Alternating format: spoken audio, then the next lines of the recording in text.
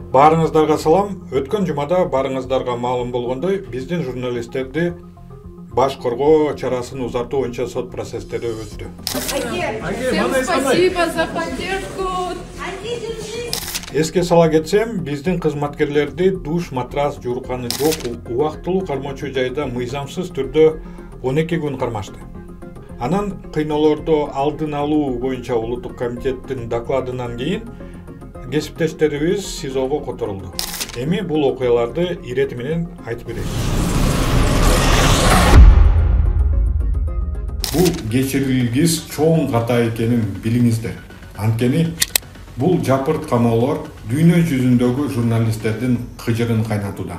Мен бул билдирүүнү жапырт камоолордон кийин эле дароо айтканымды эске сала кетейин. Сот процесстери болоордун алдында бүткүл дүйнөдө биздин кызматкерлерди колдоп акцияларды өткөрүштү. Анда ар кайсы өлкөлөрдүн журналисттери журналистика кылмыш эмес экенин айтышып, Кыргызстандагы 11 журналистти бошотууну талап кылышты.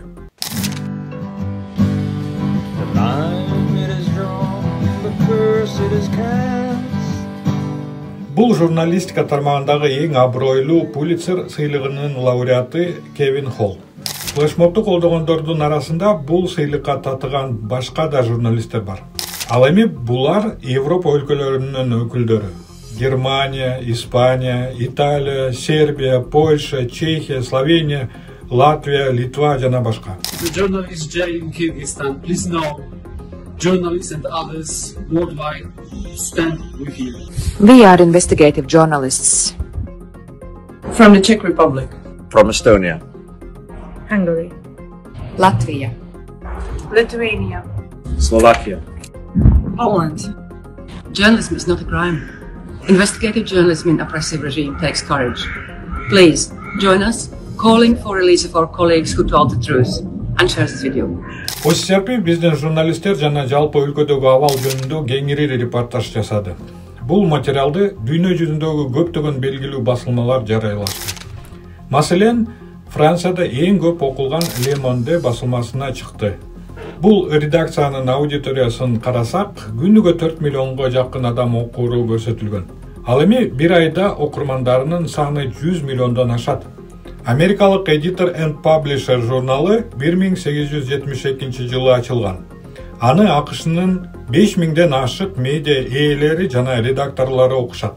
Биздин команда жөнүндөгү макаланы бөлүшүп жарыялагандардын арасында Германия, Испания, Италия жана Чыгыш Европанын дээрлик бардык өлкөлөрүнүн белгилүү басылмалары бар. Башкача айтканда, биздин журналисттер мыйзамсыз камакка алынып, СИЗОдо барымтада экенин азыр бүт дүйнө билет.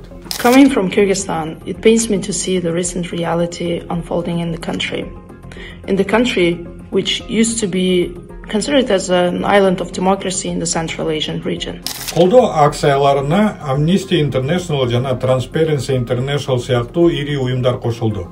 Алардын анализинин жана рейтингинин негизинде дүйнө жүзү боюнча маанилүү чечимдер кабыл алынат. Маселен, Transparency International уюмунун коррупция боюнча рейтингинин негизинде Кыргызстан 23-жылы 180 өлкөнүн ичинен 141 орунду ээлеген. Рейтингдин кескин төмөндөп кетиши Садыр Жапаровдун бийликке келиши менен башталды.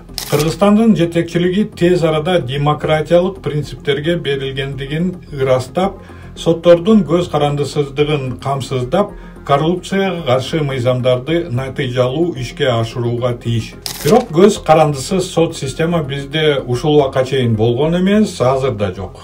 Шейшембиде биз буга дагы бир жолу ынандык. Бирок соттук отурумдар башталып электе эле Сапар Акунбековду үй камагына чыгып, бирок бул маалыматты бизден жашырып жатышканын билдик. Соттун чечими болсо 7 мартта эле чыккан. Тергөөчүлөр Сапар Акунбековду үй камагына чыгарууга аргасыз болуп калганы бизге белгилүү. Анткени анын ден соолугу начарлап кеткен, азыр да ооруканада. Равшан Жээнбеков Сапардын ден соолугу начар экени тууралуу 6 мартта жазган. Аны СИЗОнун медициналык бөлүмүндө көргөнүн айтылат. 4 мартта мени Санчайска чакырышты. Артка кетип атсам, эшиги ачык бир кабинетте чалкалап дагы бир иликтөөчү журналист Сапар жатыптыр. Ооруп калганын айтып, туура калып учурашты. Мен Сапармын го, байке, деп мен күлүп, кантип сени тааныбайм? Тааныдым, дедим деп жазылган катта. Сот отурумунда оператор-монтажер Акыл Орозбеков үй камагынан чыгарылды. Деги эле оператор бир да жолу эфирге чыкпаса, болгону офистин ачкычын алып келип бергени үчүн башаламандыкка чакыруу беренеси менен айыпталганын эмне үчүн тергөөчүлөр түшүндүрүп берише албайт. Анан да тергөөчүлөр ачыкка чыгарбоо келишими менен баарын жашырып жабууга аракет кылып жатышат. Саламатсыздарбы? Менин атым Акылбек Орозбеков. Сиздин Лайв каналында оператор болуп иштешим. Ойлойм, сот туура адилеттүү чечим чыгарат деп ойлойм. Элдин баары түшүнүп турат. Иштер кандай иликтөө болуп атканын. Биз заң бузган жокпуз. Бир кылмышчылар жокпуз. Акпыз, ошону эл билиш керек. Бирок бизде көптөн бери иштебей калган дагы бир оператор Максат Тажыбек уулу СИЗОдо калды. Бул боюнча да эч кандай түшүндүрмө беришкен жок. Жумабек Турдалиев болсо эч жакка чыкпоо тил каты менен бошотулган. Негизи Жумабекти бул кармоолорго эмнеге кошуп кетишкенин тергөөчүлөр өздөрү да түшүнбөй калганына көзүм жетет. Ал бизде иштебей калганына 2 жыл болгон. 2 жылдан бери Жумабек туризм тармагында иштеп жүргөн. Башкача айтканда, түрмөдөн ден соолугуна байланыштуу абактын шарттарында кармоого мүмкүн болбой калгандарды жана эмне үчүн кармаганын элге түшүндүрө албай калгандарын чыгарышты. Калгандарды СИЗОго калтырды. Жакшылык алып барбайт. Бул кетиште 7 миллион кыргыз, 5 миллион. Кандай чечим чыкты? 2 ай калдырды. Чоң энергиялы ушул эми алардан дагы ооруп, тиркелер каза табышты. Журналисттер кайрабага 2 айга камады узатты да. Акыйкатсызды. Кандай багырас чечимге? Албетте болбойт да мындай беспредел болуп атат. Кайрадан алдык, бул деген Ошентип биздин көңүлүбүздү бурган дагы бир окуя болду. Тергөөчүлөр алмашты. Бул ишти тергөө мурунку тергөөчүлөрдүн колунан келген жок. Махабат менен Айке айткандай эле 2 айдын ичинде эч нерсе жасалган жок. Кайдан бери Ниязбековдун үйүн кайдан таптың, жерин кайдан таптың, анысын кайдан таптың, документин кайдан таптың деп эле эч кандай мамлекеттин кызыкчылыгына жараштуу видео эметти да сурак жүргүзүшкө эле допрос. Жалаң эле Ниязбеков кайдан бери эле. Что-то мамлекет Ниязбеков эме окшойт. До этого нас и так держали 2 месяца без провождения каких-либо следственных работ. То есть нас держали просто так, без каких-либо причин. Натыйжада тергөөчүлөрдүн айынан 8 журналист дагы деле СИЗО 1де отурушат. Сот болордун алдында дагы бир окуя болду.